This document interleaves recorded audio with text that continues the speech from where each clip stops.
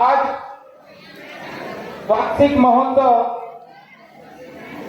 2023 आज का यह योगीराज श्री कृष्ण विद्यालय की पावन वसुंधरा पर आयोजित वार्षिक महोत्सव, जिसमें उपस्थित आप सभी मुख्याध्यापकगण और हमारे यादव संघ मुंबई के सभी पदाधिकारीगण और हमारे मित्रगण और हमारे प्यारे अभिभावक जो कि अपना अमूल्य समय निकालकर इस पावन वसुंधरा में समय 5 बजे से लगभग आकर रात्रि 10 बजे तक बैठे 5 घंटे का स्तुति दिखाई, चाहे भोजपुरी के माध्यम से, हिंदी सॉन्ग के माध्यम से, मराठी सॉन्ग के माध्यम से, भक्ति सॉन्ग के माध्यम से, हर क्षेत्र का यह सॉन्ग और जो इनका कला रहा बहुत ही काबिले तारीफ रहा और उनके हर क्षेत्र में इन बच्चों के उज्जवल भविष्य की मैं कामना करते हुए इनके यादव संघ मुंबई की तरफ से बहुत बधाई और शुभकामनाएं देता हूं।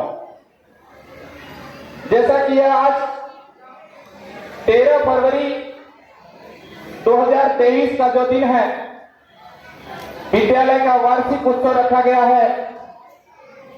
यह दिन 14 फरवरी में रखा जा सकता था, 15 फरवरी में रखा जा सकता था, लेकिन इस विद्यालय के लिए एक विशेष दिन है, इसलिए यह दिन तय किया गया।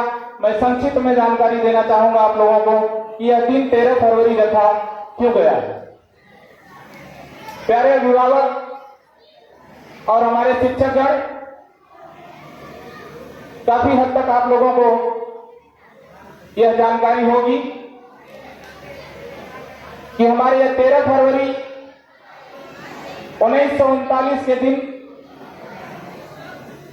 ग्राम कोंकणपुर, पोस्ट चोलापुर, जिला वाराणसी, उत्तर प्रदेश में जन्मे एक किसान परिवार में स्वर्गीय श्री राजधारी यादव जी, श्री राजधारी यादव जी सर्वप्रथम जब उन्होंने महाराष्ट्र की धरती पे कदम रखे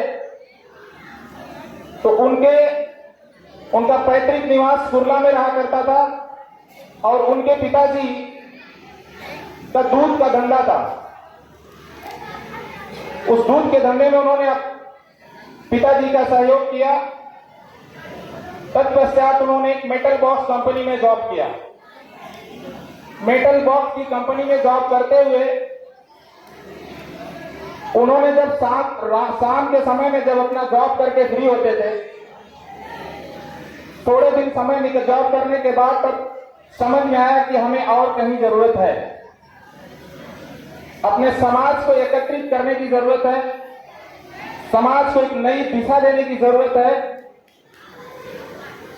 उस अपने अमूल्य समय को निकालकर चाहे बदलापुर भी जाना पड़ा उस समय, आज सबके साथ सबके पास साधन रहते हुए कहीं कोई किसी से मिलने नहीं जा पाता, एक फोन के माध्यम से कांटेक्ट करते, लेकिन उस समय की बात मैं बता रहा हूं।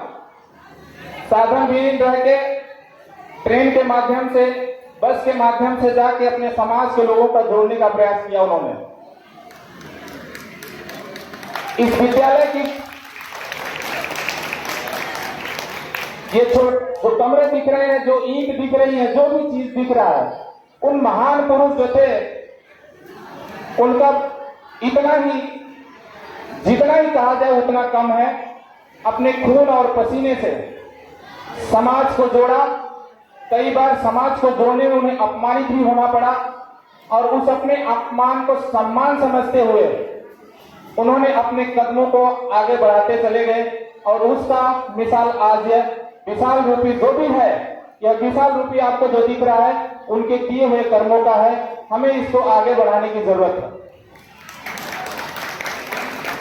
स्वर्गीय राजधारी जी यादव संघ मुंबई के प्रथम महासचिव थे। सन 1927 में यादव संघ मुंबई की स्थापना 1927 में हो गई थी, जिसका रजिस्ट्रेशन 1971 में हुआ। तो ये संस्था यादव संघ मुंबई बहुत ही पुरानी संस्था है, जिसके बैनर तले,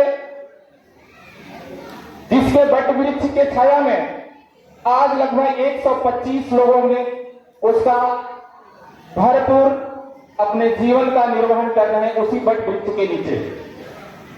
तो मैं ऐसे महान आत्मा को सत सत नमन करते हुए उन्हीं के साथ में उनका कंधे से कंधा मिला के चलने वाले जो संस्था के प्रथम अध्यक्ष थे स्वर्गीय अयोध्या प्रसाद यादव जी, जो कि उनका निवास स्थान गोरेगांव में रहा करता था।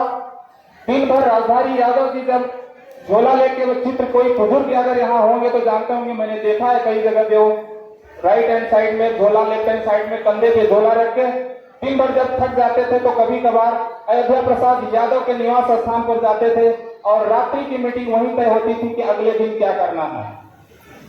इस विद्यालय रूपी भवन को जो उन्होंने इतने उस समय के समय में जो अपने आप को अपने प्रदर्शित करके दिखाया, सच में बहुत ही काबिले तारीफ है और अपने समाज को एक नई दिशा और एक नई पहचान उन्होंने दिया है। आज के समय में उसको आगे बढ़ाने की जरूरत है।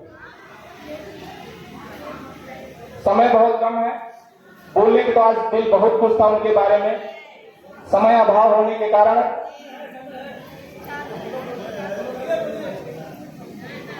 अब सर लोग बोल रहे हैं समय है तो मैं बोलता हूं फिर उनके बारे में। एक बार की वाकया हमारे दादाजी बताया करते थे। गोरेगांव में कोंकण नगर, गोरेगांव आरे रोड के सामने उड़पी होटल के बगल में आज भी अयोध्या डेयरी है। उड़पी होटल के बगल में अगर कोई रहता होगा गोरेगांव तो जानता होगा, उड़पी होटल के बगल में आज भी अयोध्या डेयरी के नाम से है। उनके पुत्र दिनेश यादव वहां बैठा करते हैं। मैं कई बार उनसे जाके मिला, उनसे पूछा कि पिताजी कैसे संघर्ष करते थे, क्या कुछ वाकया आपको मालूम है? तो श्रीमान जी ने अवगत कराया। बहुत कुछ तो नहीं बचपना था, लेकिन जब लोग आया करते थे तो मुझे याद है। लेकिन उसमें से एक आदमी झोला लेके आता था, ये याद है। पहले वो झोला वाला कौन आदमी था? तो वो नाम निकल के आया जिसका ये नाम था, आज रखा गया 13 फरवरी 1949 को जो चोलापुर में आदमी जो जन्मा था उसी का नाम था स्वर्गीय राजधारी यादव। और उनका भी, उनकी भी बंधेज यहाँ पे है, जो कि सरिता टीचर भी है इसी विद्यालय में।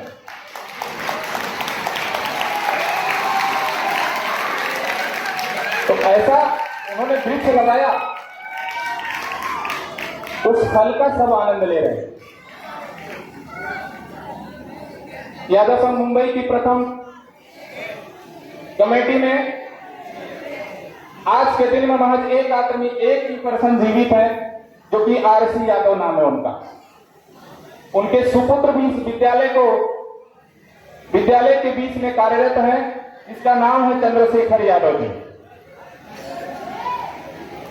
तो पुराने लोग अपने आप को तन मन धन के साथ में अपने समाज को आगे ले जाने के लिए, अपने विद्यालय को आगे ले जाने के लिए, मैं सुना करता था कि लोग दिन भर काम करके आते थे तो शाम के टाइम में यहाँ पे ईंट और गारा से जो होता था उसको काम करके जुड़ाई करवाते थे समय निकाल के। तो हम लोगों का भी, युवा पीढ़ी का भी एक कर्तव्य बनता है कि हमारे बुजुर्ग जब इतना कुछ कर गए हैं तो उसको अब आगे बढ़ाने का समय आ गया है।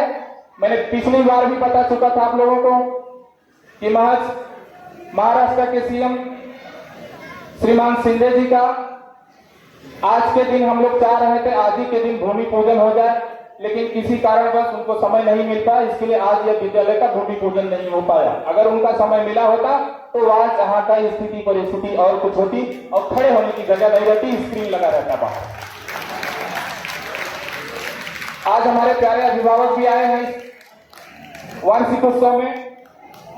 मैं उनको बता देना चाहता हूं, जिसको नहीं मालूम हो कि 7 महले की बिल्डिंग का अप्रूवल 98% तक हुआ, ओनली 2% का काम बाकी है, जो कि हाईराइज एयरपोर्ट की वजह से रुका हुआ है। हाईराइज से अप्रूवल मिलता है।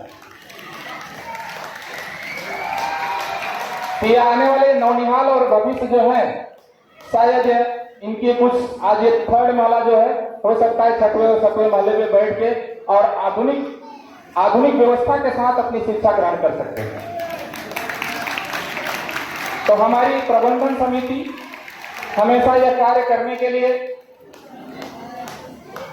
प्रतिबद्ध है और मैं सभी शिक्षकों का, भारत की बुनियाद रखने वाले